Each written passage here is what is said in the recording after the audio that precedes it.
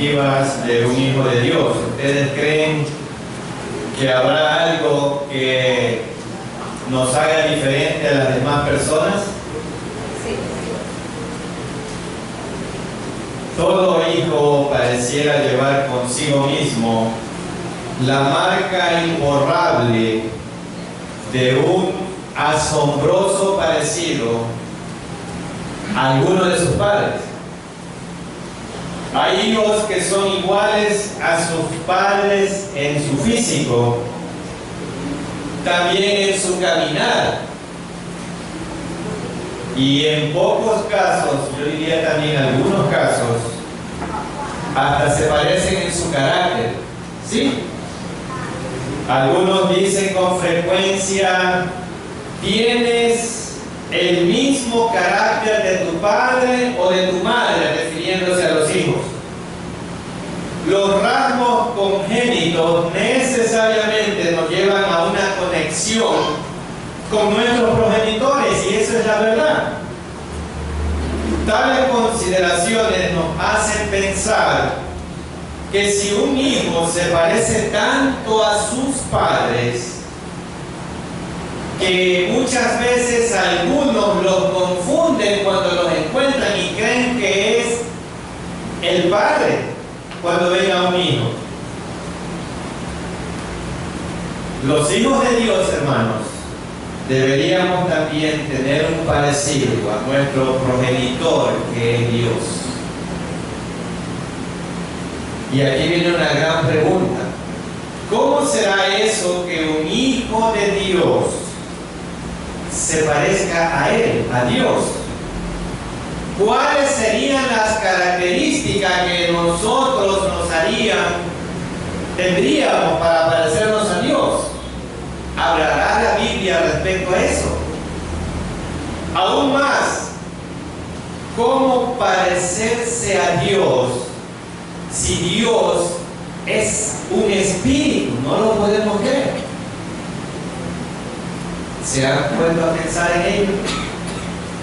Este asunto de compararnos con Dios se hace mucho más cuesta arriba cuando sabemos que somos seres falibles, finitos, con errores, con pecados, limitados, frente a un Dios que es todo lo contrario a nosotros, debido a que Él tiene su naturaleza santa y divina. ¿Cómo compararnos a Él? Entonces la pregunta que surge inmediatamente en nuestra mente es la siguiente: ¿podemos parecernos a Dios realmente? ¿Podemos parecernos a Dios realmente con esa característica de humano que tenemos nosotros? ¿Cuáles serán nuestros atributos para podernos parecer a Él? Bueno, hermanos, la palabra de Dios en el tercer capítulo de Juan, en la primera carta, nos presenta un cuadro que pudiera describir las características indelebles de un creyente con las que reflejaríamos parentesco con el Dios de los cielos. Veamos cuáles son las señales distintivas de un hijo de Dios, y les invito a que abran sus Biblias y la mantengan abierta en la porción que iniciamos, que es la primera epístola de Juan, y vamos al capítulo 3, y mantengan abierta su Biblia ahí en ese capítulo 3, que es donde vamos a desarrollar la meditación de esta mañana. En primer lugar, el versículo 1: mirad cuál amor nos ha dado el Padre para que seamos llamados hijos de Dios. Por esto el mundo no nos conoce, porque no le conoció a Él. Entonces, nuestro primer punto: un hijo de Dios ha sido concebido por el amor de Dios. Y una traducción traducción más contemporánea de este versículo 1, quisiera leérselas. Y dice: miren, Dios el Padre nos ama tanto que la gente nos llama hijos de Dios. Y la verdad es que lo somos. Por eso los pecadores de este mundo no nos conocen, porque tampoco han conocido a Dios. Eso dice esta versión de la Biblia, lenguaje actual. En la cultura, hermanos, en la cultura popular, la gente se refiere a todos los seres humanos como hijos de Dios. Usted le pregunta a alguien: ¿tú eres hijo de Dios? Sí. Usted le pregunta a un impío: ¿eres hijo de Dios? Sí. A un cristiano: ¿eres hijo de Dios? Sí. Todos nos llamamos hijos de Dios, correcto. Pero hay algo que vamos a analizar rápidamente y quiero que te ponga mucha atención.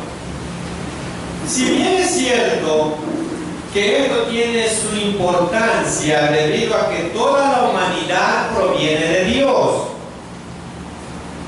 sin embargo, no todos somos hijos de Dios.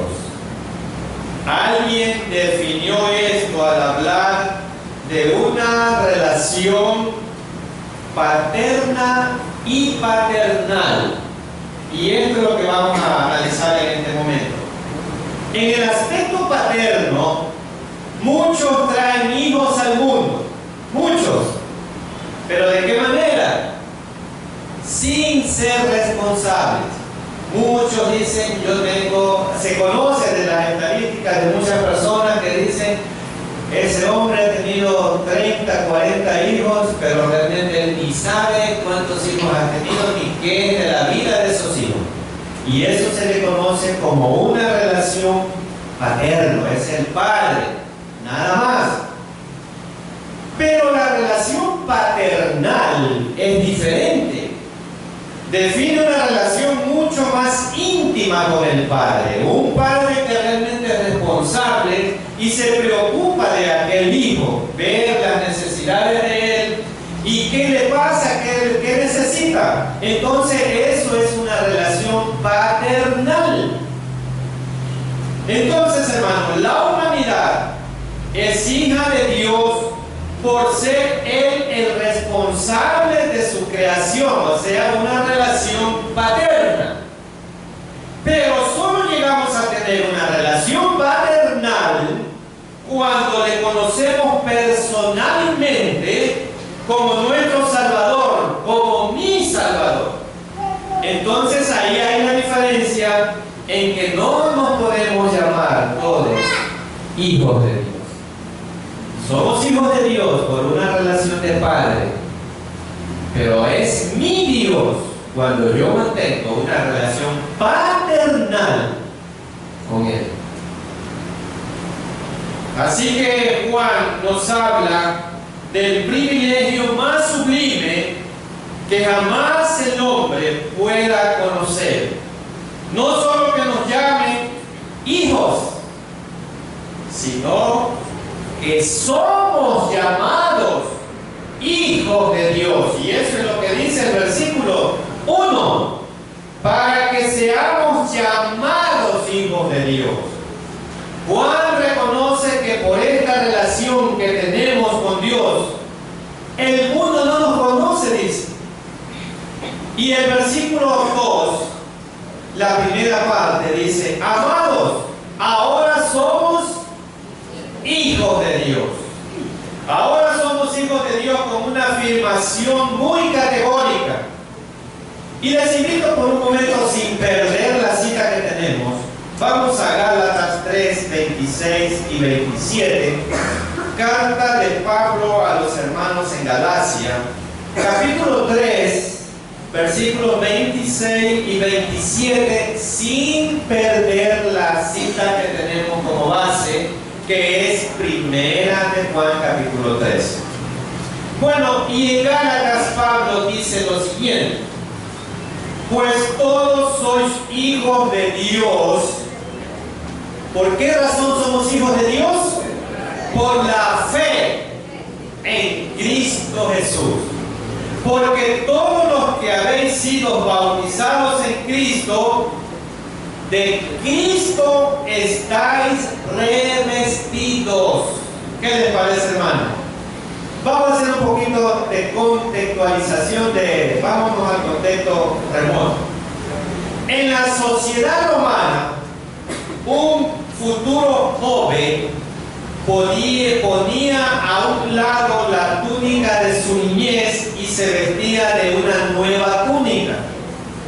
Esto representaba su paso a la ciudadanía adulta, con todos sus derechos y responsabilidades. Pablo combinó esta concepción cultural con el concepto del bautismo el cual se está refiriendo aquí. Por hacerse cristiano y ser bautizado, los creyentes gálatas estaban creciendo espiritualmente y estaban listos para tomar el privilegio y las responsabilidades de mayor madurez. Pablo dice que ellos habían puesto a un lado las vestimentas viejas de la ley y ahora estaban vistiendo el ropaje nuevo de la rectitud de Cristo. Como creyentes, hermanos, nuestro mérito se basa en el hecho de que Dios nos ama y nos llama a sus hijos. No es que nosotros tengamos algo especial y que por eso somos superdotados o super espirituales. No, hermano, no. Es mérito de Dios. Y es mérito de Dios porque Él nos ama. Y porque Él nos ama, nos llama sus hijos. Somos sus hijos ahora, no alguna vez en el futuro distante, no. Saber que somos sus hijos nos anima a vivir como Él vivió. Sí. Y aquí viene una pregunta. ¿Cómo está usted viviendo? ¿Cómo estamos viviendo? ¿Reflejamos que somos hijos de Dios comprometidos con Él y con su obra? ¿Sus hechos reflejan que usted es un cristiano comprometido con Dios y con su obra? ¿O somos miembros indiferentes? No allá que los hermanos terminen la ampliación de la iglesia. Eso le corresponde al pastor y a algunos hermanitos por ahí, pero allá ellos, yo solamente me conformo con llegar a ver el domingo y ver que los hermanitos han avanzado. ¿Ese es ser un cristiano comprometido con el reino de Dios? El día de ayer, por poco se paraliza la obra, hermano. No teníamos para las correas que van arriba y una parte del signo había. Pero Dios en su misericordia puso a un miembro de esta iglesia que nos hiciera un préstamo, que no lo hemos cancelado, $360. Bueno, vamos a un segundo punto. Un hijo de Dios posee una esperanza purificadora. Un hijo de Dios posee una esperanza purificadora. Vamos a poner el dedo en el versículo 2 y 3. La porción que tenemos como base, primera de Juan 3, 2 y 3. Amados, ahora somos hijos de Dios y aún no se ha manifestado lo que hemos de ser, pero sabemos que Él se manifieste, que cuando Él se manifieste, ¿qué ocurre, hermanos? Seremos semejantes a Él. ¿Por qué razón? Porque le veremos tal como Él es. Y todo aquel que tiene esta esperanza en Él se purifica a sí mismo, así como Él es puro. Pero note lo que sucederá a los hijos de Dios cuando Él venga. La segunda parte del versículo 2. seremos semejantes a Él porque le veremos tal como Él es. La vida cristiana, hermanos, es un proceso que consiste en ser cada vez más semejante a Cristo. Ese proceso no será completo, dice la palabra de Dios, hasta que lo veamos a Él cara a cara. Pero saber que es nuestra meta final debe motivarnos, dice, a purificarnos, a santificarnos, porque Él es santo y puro. Purificar significa guardarnos en lo moral, libres de la corrupción del pecado. Dios también nos purifica, pero hay algo que debemos hacer para permanecer moralmente idóneos ante Él. Y quisiera por un momento, sin que pierdan la cita, vamos a Santiago 4:8. Santiago, capítulo 4 y versículo 8. ¿De qué es lo que nos habla aquí Juan? Que el Hijo de Dios tiene que ser santo, tiene que vivir en pureza. Y Santiago 4:8 nos ayuda aquí en esta interpretación. Acercaos a Dios y Él se acercará a vosotros.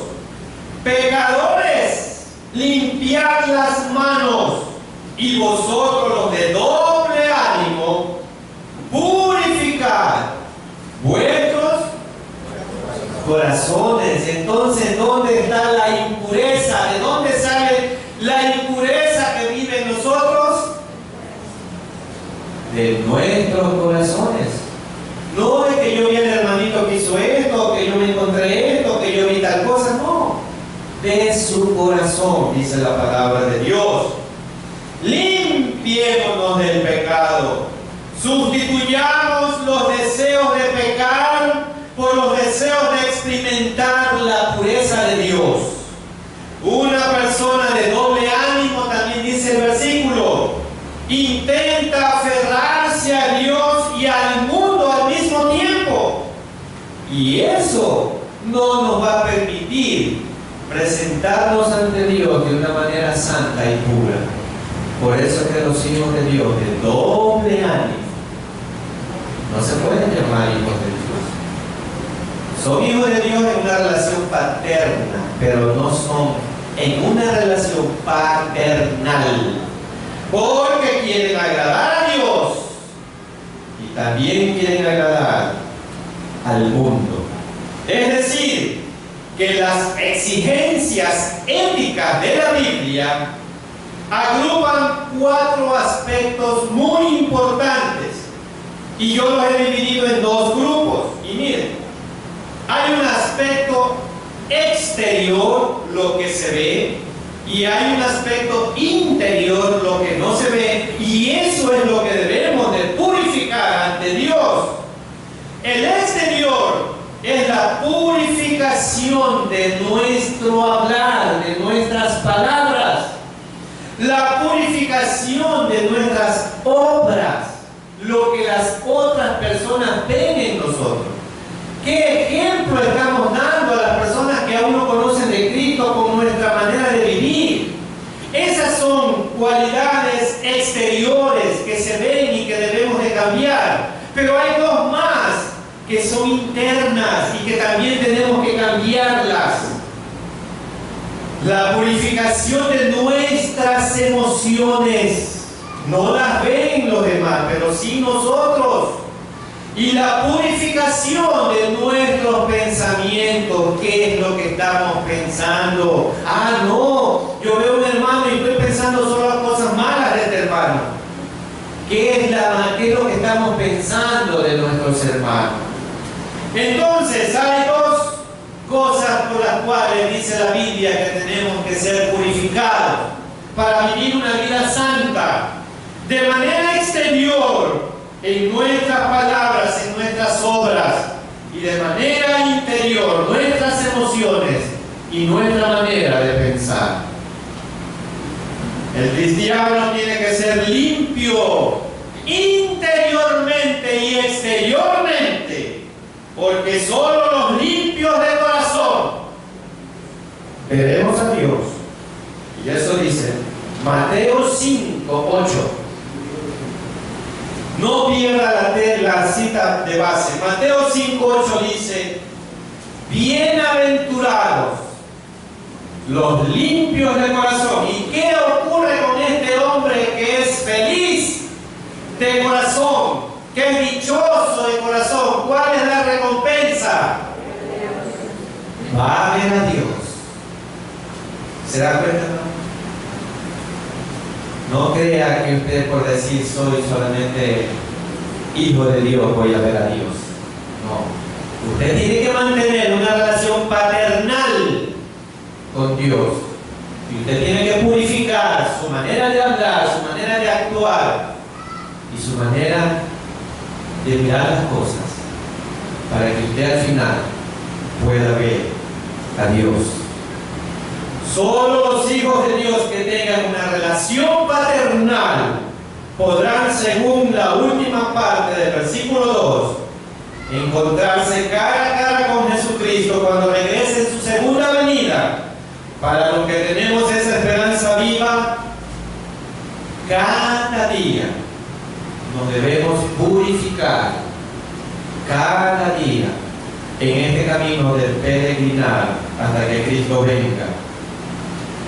Esta es la esperanza viva que posee un hijo de Dios como resultado de la resurrección de Cristo. El Hijo de Dios es el único que tiene un Dios como resultado de la resurrección de Cristo en cada una de nuestras vidas.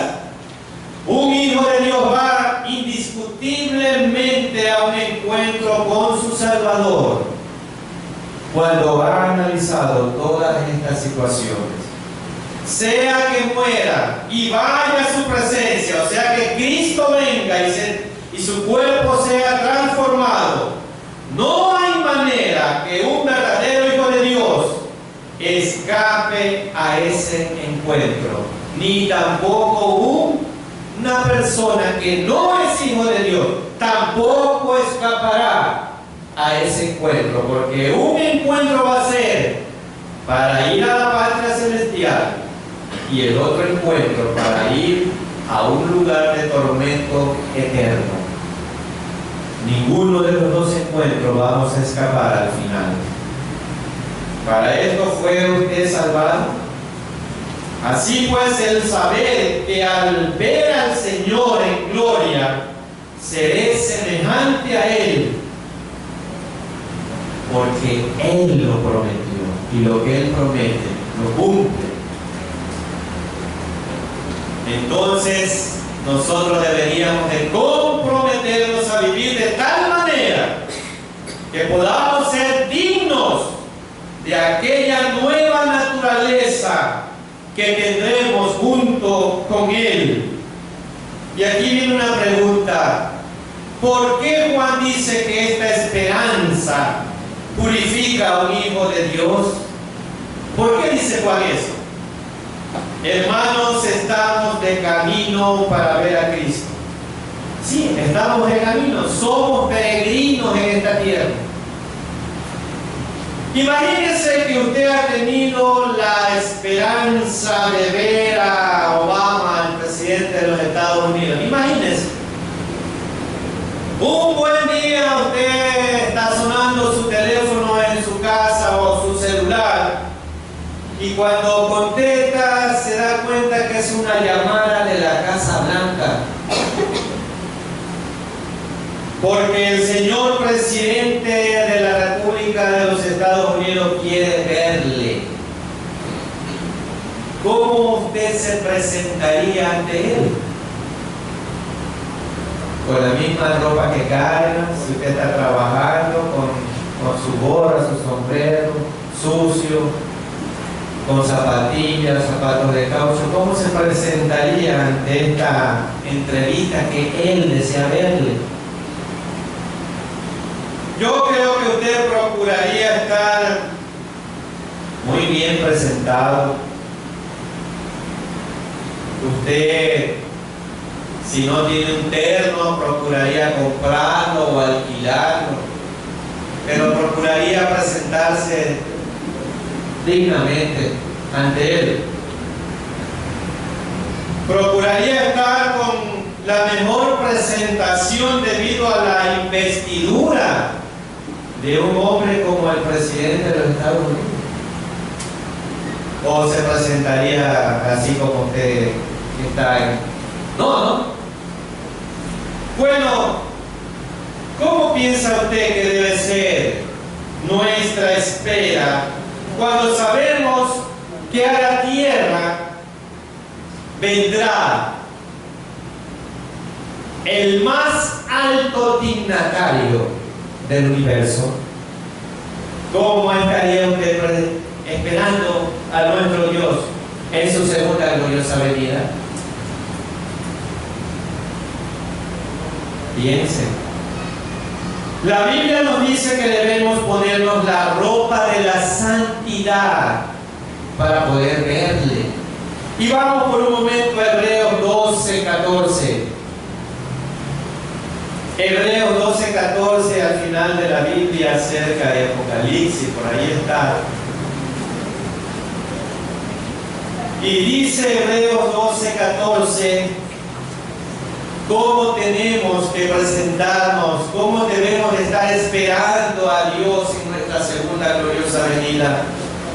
Seguid la paz con todos, no con los que me agradan o con los que son de mi grupo, de mi preferencia. Seguid la paz con todos, aun con los que no nos agradan. ¿Y qué más? Y la santidad, porque sin estos dos requisitos nadie verá al Señor. Si usted, hermano, piensa que sin estos requisitos usted está listo para ver a Dios en su segunda venida, está equivocado. Está totalmente equivocado. Usted, para poder ver y estar listo y preparado al encuentro con el Salvador, usted tiene que seguir la paz con todos y la santidad, ser santo, sin la cual nadie verá a Dios. El pecado siempre obstaculiza nuestra visión de Dios. Por lo tanto, si queremos ver a Dios, debemos obedecerle y renunciar a todo tipo de pecado. Vivir en santidad armoniza con la paz que dice que cada uno de nosotros la encontramos. Pero ¿qué más? Tenemos que seguirla. No es solamente yo estoy feliz porque encontré la paz. No. Dice que esa paz que usted encontró tiene que seguirla. Y seguirla es todos los días de su vida aquí en la tierra. No se contente solo con encontrar la paz. Dice que hay que seguirla. Porque hay muchos cristianos que no tienen una buena relación con los hermanos en la iglesia, hermanos. Mucho ojo, mucho oído. ¿Por qué hay muchos cristianos que no tienen una buena relación con los hermanos dentro de la iglesia? ¿Por qué creen ustedes, hermanos? ¿Por qué? ¿Saben por qué? Una buena relación con Dios conduce a una buena relación con nuestros hermanos. Y entonces la respuesta es clara. ¿Cómo está mi relación con Dios?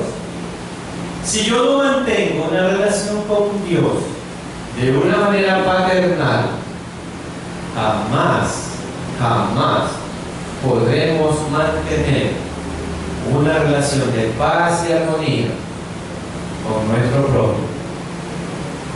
Y entonces ahí está la respuesta. Si usted ve hermanos en discordia, simplemente usted sabe que ese hermano no tiene una buena relación con Dios. Es muy sencillo. Aunque no siempre vamos a sentir amor por todos los creyentes, debemos buscar la paz a medida que logramos ser más semejantes Cristo. Y eso nos dará la paz con nuestro prójimo. 3. Vamos a los versículos 10 y 12 de la primera carta de Juan, capítulo 3, versículos 10 y 12. Para desarrollar el punto, un hijo de Dios ama a su hermano sin distinción alguna. Y vamos a leer los versículos 10 al 12. En todo se manifiestan, ¿quiénes? Los hijos de Dios. ¿Y los hijos de quién? Mira, hay dos clases de hijos. Todo aquel que no hace justicia y no ama a su hermano, no es de Dios. ¿Cómo usted puede llamar a una persona cristiana verdadera si no es justa? Si no mira con la misma óptica todas las cosas, sino que le encanta la ley del embudo, lo más ancho para mí y lo más angosto para los demás, ¿será un cristiano esa persona? No, hermanos. Todo aquel que no hace justicia y no ama a su hermano, no es de Dios. No es de Dios. Porque este es semejante que habéis oído desde el principio, que nos amemos unos a otros. No como Caín, que era del maligno y mató a su hermano. ¿Y por qué causa le mató? Porque sus obras eran malas y las de su hermano justas. Miren lo que dice la palabra de Dios. Ahora Juan nos introduce en un asunto muy serio para hacer una diferencia entre un hijo de Dios y un hijo del diablo. La distinción será cuando se comete injusticia hacia mi hermano y también mi falta de amor por aquel hermano. ¿Sí? Juan es un abanderado en este tema del amarnos los hermanos los unos a los otros. ¿Sí? Pone el asunto de amarnos los unos a los otros como un mandamiento, no como una opción, como un imperativo. Y los imperativos, hermanos, son órdenes. Y las órdenes no se discuten, se obedecen. Y si la Biblia dice que tenemos que amarnos los unos a los otros, tenemos que obedecer. Tenemos que obedecer. Y como para que este tema quede muy grabado en la mente de sus lectores, nos lleva a una comparación extrema al decir que no seamos como Caín, quien por ser del maligno mató a su hermano. A uno le sorprende que Juan ponga como ejemplo el caso de Caín y Abel, el primer crimen de la humanidad. Pero Cristo ya había dado también su veredicto sobre esto de amarnos los unos a los otros. ¿Sí? Cuando habló de lo que dice el mandamiento, no matarás, introdujo la interpretación de esa palabra diciendo que cualquiera que se enoje o que le diga necio o falto a su hermano queda convicto de juicio, y eso lo dijo en Mateo 5:22. Es muy serio, hermano, este asunto de amar al hermano como una característica distintiva de un hijo de Dios. Cuando me doy licencia de hablar mal, de condenar, de sepultar y hasta de mandar al infierno a alguien por quien Cristo también murió, me estoy tomando el lugar de Dios, quien es el único que juzgará a los suyos y a los no suyos. ¿Se está usted convirtiendo en Dios?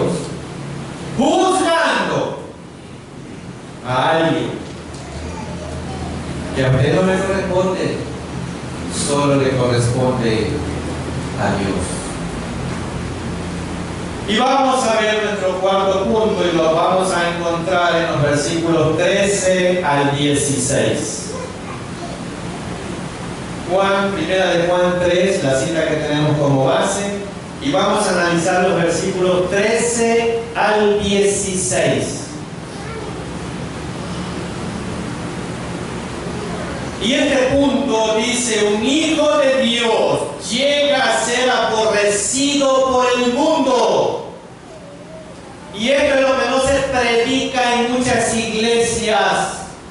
En la mayoría de las iglesias actualmente, y ustedes que me están escuchando por el internet y me están viendo, en la mayoría de las iglesias no se predica que el cristiano va a ser aborrecido por este mundo, sino que todo es prosperidad y felicidad dentro del evangelio. Y eso no es verdad. Y los versículos 13 al 16 dicen lo siguiente: hermanos míos, no os extrañéis si el mundo os aborrece. Nosotros sabemos que hemos pasado de muerte a vida, el que amamos a los hermanos. El que no ama a su hermano permanece en muerte. Todo aquel que aborrece a su hermano es homicida. Y sabéis que ningún homicida tiene vida eterna permanente en él. En esto hemos conocido el amor de Dios, en que Él puso su vida por nosotros. También nosotros debemos poner nuestras vidas por los hermanos. Eso nos dice la Biblia, la palabra de Dios. Y el versículo 13 nos da otra característica de un hijo de Dios. Para algunos les parecerá un tanto extraña, pero mi amistad con el Señor creará un conflicto con el mundo. Sí, pues como ya hemos dicho anteriormente, si alguno ama al mundo, el amor del Padre no está en él. Esto pues plantea que el mundo nos aborrecerá porque amamos a Cristo, y esa es la verdad. Ha visto como muchos creyentes en este siglo están siendo ejecutados por el odio ciego de otras religiones que no aceptan el cristianismo, especialmente en los países árabes. Juan nos dice que no debemos de extrañarnos si esto nos sucede a nosotros como hijos de Dios. El mundo nos odiará en la medida que nosotros nos acoplemos y nos comprometamos más con los deseos de Dios. El mundo nos aborrecerá en la medida que nos esforcemos a arrebatarles más almas cautivas de Satanás para Dios. El mundo nos aborrecerá cuando vea que nuestro estilo de vida está en línea contraria a las modas de Satanás y a los deseos y valores de este mundo. Los creyentes del primer siglo entendieron muy bien lo que Juan está escribiendo.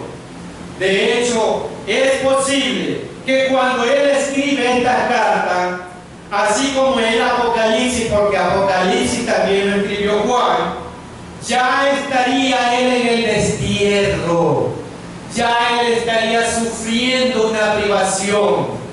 Así que esta es una señal distintiva de que somos hijos de Dios. Si el mundo nos aborrece, no se desanime. Cristo también lo dijo anticipadamente. Vamos a leer rápidamente Juan 15, 18. Mi hermano, Juan 15, 18 dice: si el mundo os aborrece, usted sabe que a mí me aborreció antes que a vosotros. Hermanos, a Jesús lo aborrecieron antes que a nosotros. Y eso debe de llenarnos de ánimo. De ánimo, porque si nos aborrecen por la causa de Cristo, a nuestro Padre. Y eso es lo que debemos de ser. ¡Ánimo! No se desanime.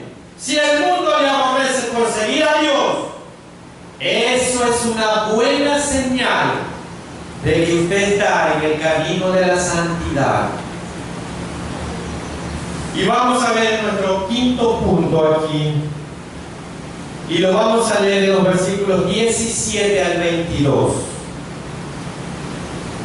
De la primera carta de Juan capítulo 3 que tenemos de base. Un hijo de Dios vive para buenas obras. Y el 17 al 22 dice: pero el que tiene bienes de este mundo y ve a su hermano tener necesidad y cierra contra él su corazón, ¿cómo mora el amor de Dios en él? Hijitos míos, no amemos de palabra ni de lengua, sino de hecho y en verdad. Y en esto conocemos que somos de la verdad. Y seguiremos nuestros corazones delante de Él. Pues si nuestro corazón nos reprende, mayor que nuestro corazón es Dios, y Él sabe todas las cosas. Amados, si nuestro corazón no nos reprende, confianza tenemos en Dios, y cualquier cosa que pidiéramos la recibiríamos de Él, porque guardamos sus mandamientos y hacemos las cosas que son agradables delante de Él. Y hermanos, el versículo 17 es un texto con un llamado profundo que nos está haciendo aquí Juan. Es un llamado para revisar nuestra fe, sobre todo como lo presenta Santiago, por aquello que la fe sin obras es muerta. Una señal distintiva de un hijo de Dios es que posee una vida que puede ser compartida. De esta manera podemos ver que el Evangelio conduce a los hombres a tener un buen corazón abierto, pero también una mano abierta. Es que cuando hablo de esta última parte, muchos hermanos no les agrada. Les agrada que una de las características distintivas del cristiano sea tener un corazón abierto. Pero cuando le tocan su bolsillo, no, hermano, eso no, hasta ahí no estamos bien, pero el bolsillo ya no, hermano. Pero dice Santiago que la fe sin obras es muerta. Y no me refiero simplemente a lo económico, porque hay muchos millonarios, hay muchos ricos en este mundo, que lo único que tienen es dinero, pero son pobres, pobres de espíritu. Entonces podríamos decir, hay muchos pobres en este mundo, que lo único que tienen es dinero. ¿Usted se quiere convertir en uno de ellos? Y yo diría, como dice un poema: no son muertos los que en dulce paz disfrutan de la tumba fría. Muertos son aquellos que llevan el alma muerta y aún viven todavía. ¿Quiere convertirse en uno de esos cristianos? Que está viendo las necesidades, pero su alma está muerta.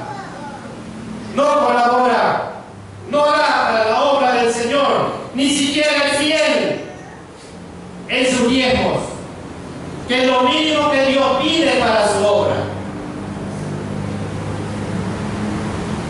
Los bienes que nos han sido dados no son solo para satisfacer nuestras despensas y suplir nuestros deseos.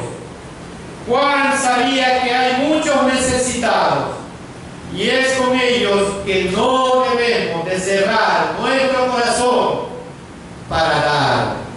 Y vamos rápidamente a Hechos 20:31. 35. Y mire lo que dice aquí este versículo, encierra una gran verdad. Hechos 20, 35.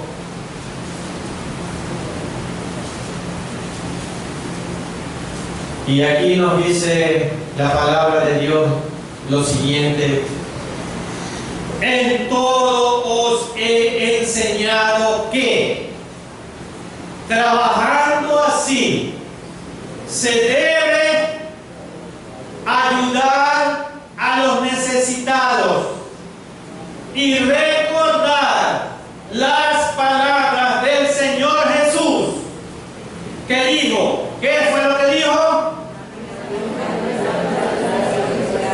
Más bienaventurado, dice la palabra bienaventurado, significa feliz, dichoso. Feliz, dichoso es el dar antes que el recibir. Pero muchos nos hemos habituado y acostumbrado a solo recibir. Pero cuando nos toca dar, no, hermano, eso no me predique. No me predique, hermano. Yo he venido a escuchar la palabra de Dios, pero eso dice la palabra de Dios. Más bienaventurado es dar que recibir. Y mucho más, si lo que estamos dando es para el engrandecimiento de su obra aquí en la tierra. El texto pareciera darnos otro mensaje, pues da la impresión que los que tienen bienes de este mundo son los que tienen que compartir con los necesitados. No, hermano. Pero la verdad bíblica es la misma. Nadie es tan pobre que no tenga nada para ayudar a otro que es más pobre que él. Sí, hermano. Antes de dar aquí un ejemplo de la Biblia, quiero dar un ejemplo que vivimos ayer.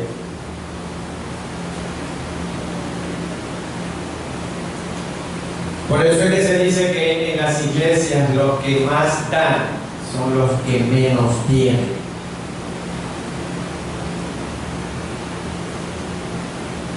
Ayer me sorprendió la llamada telefónica de una mujer de esta iglesia que no tiene esposo, es sola.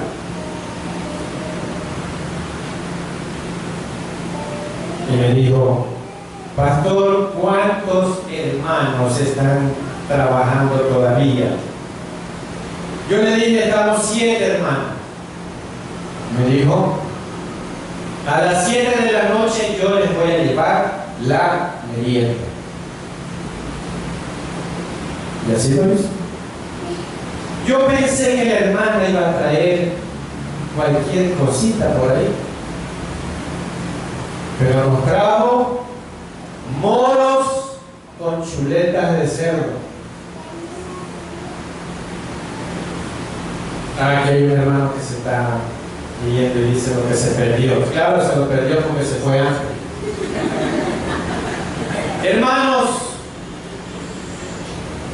hay otra persona que me dijo, vaya a mi casa, yo tengo algunas cosas que dar para la iglesia. Y fuimos y nos dio algunos materiales de hierro muy importantes para esa edificación que estamos haciendo. Y no solo eso, sino que dio otras cosas más. Y que están sustentando las bases de este techo del lado de acá que estamos haciendo. Nosotros no lo hubiéramos podido hacer, porque eso se necesita de otro tipo de mecanismo. Pero este hermano, digo, llévese todo eso a la iglesia. Un hermano que no trabaja. Un hermano que no vidente. Un hermano que depende solo de la gracia de Dios. Nos dio cosas importantes que necesitábamos para poder continuar la construcción. Por eso decimos que nota el que tiene, sino el que ama a Dios. Y quiero leer un ejemplo bíblico. Quiero que vayan por un momento a la segunda carta que Pablo escribió a los Corintios y vayamos al capítulo 8 y vamos a leer 5 versículos, los primeros 5 versículos.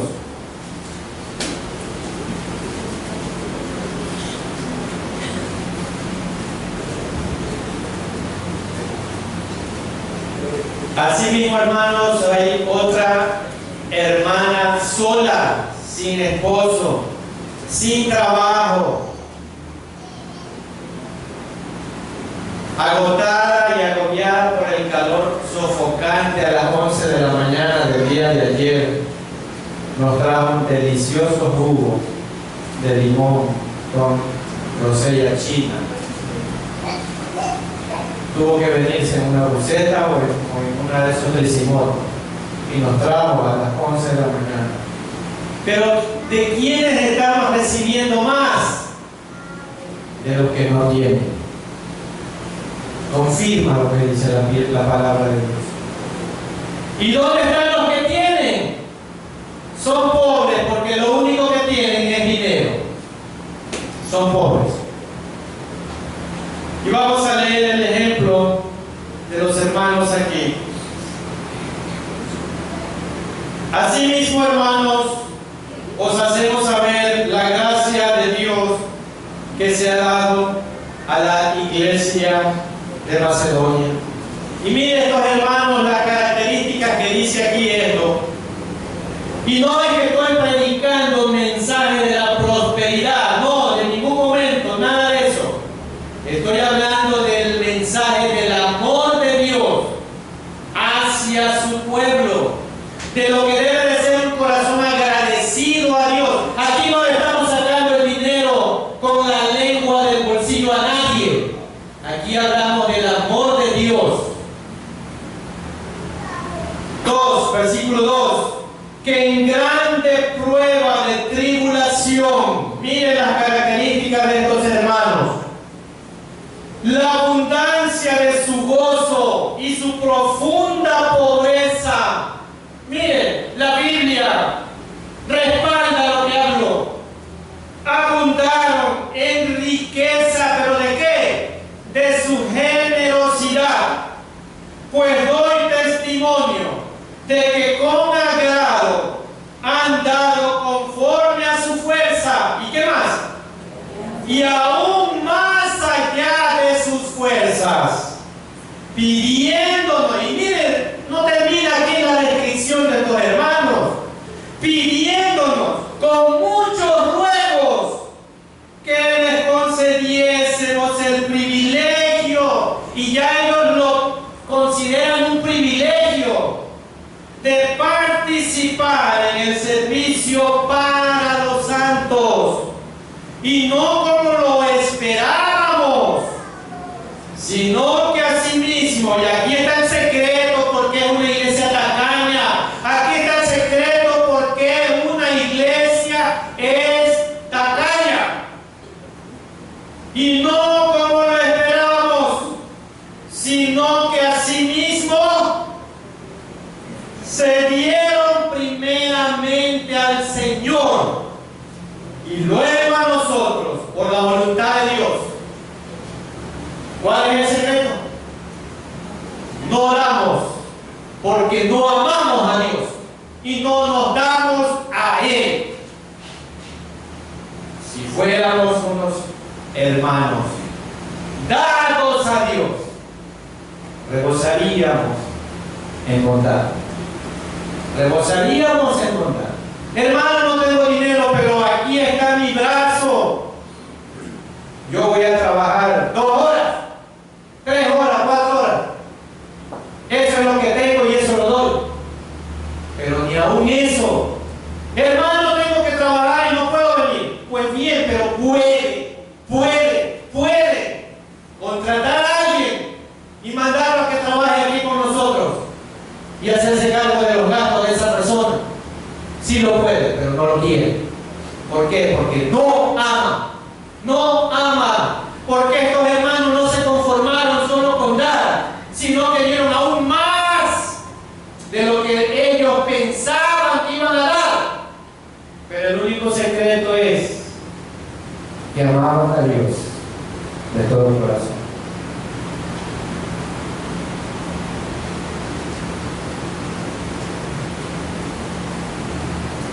¿Cómo concluimos este mensaje en esta mañana? En su libro, Juan nos lleva a un texto con el cual concluyó este mensaje y nos dice en Juan 1, 12 y 13. Juan 1, 12 y 13. No estoy diciendo primera de Juan. El Evangelio de San Juan, capítulo 1, versículos 12 y 13. Miren lo que dice aquí en Juan. Mas a todos los que le recibieron, a los que creen en su nombre, les dio potestad de ser hechos hijos de Dios, los cuales no son engendrados de sangre, ni de voluntad de carne, ni de voluntad de varón, sino de Dios. Un hijo de Dios tiene un origen completamente divino. Ha sido creado por exclusividad de Dios, por medio de Jesucristo, y por esta distinción que nos otorga, somos llamados a vivir como Él realmente vivió. Debemos amarnos unos a otros, según el mandamiento que Él nos dio. Y este mandamiento está en el capítulo 13, versículo 34 del mismo libro de Juan que tiene abierto ahí. Y miren lo que dice 13:34. Juan 13:34. Búsquelo porque es la última cita con la que vamos a ver en esta mañana. Así que no pierdan nomás la otra porque ya vamos a terminar.